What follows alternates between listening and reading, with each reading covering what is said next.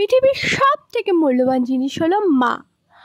মা যাকে ছাড়া আমরা হয়তো সঠিকভাবে বড়ও হতে পারতাম না, কিন্তু তবুও যেন আমরা কেন বুঝতে চাই না। কিন্তু আমাদের তার ভুলগুলোকে না দেখে তার ভালোটাকে দেখা উচিত, তাকে আরও বেশি ভালোবাসা উচিত।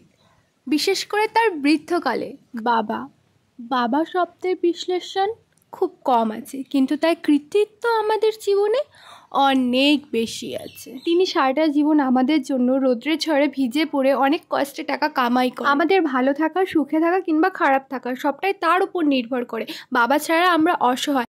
আর এই দেখো আমরা কি করি, সারাটাক্ষণ ঝগড়া, মারপিট, চিৎকার করে তাদের জীবনটাকে অতিষ্ঠ করে তুলি। তাদের এত কষ্ট, এত মেহনত সারা জীবনে আমরা কি করি, সারাটাক্ষণ তাদের মাথায় উঠে নাচতে থাকি। একটুও তাদের কষ্ট কিচ্ছু বোঝার আমরা চেষ্টা পর্যন্ত করি। উল্টো তাদের যখন বয়স হয়ে যায় আমরা তাদেরকে বৃদ্ধাশ্রমে পাঠিয়ে দিই। তাদের উপর ভীষণ বিরক্ত হয়েছে।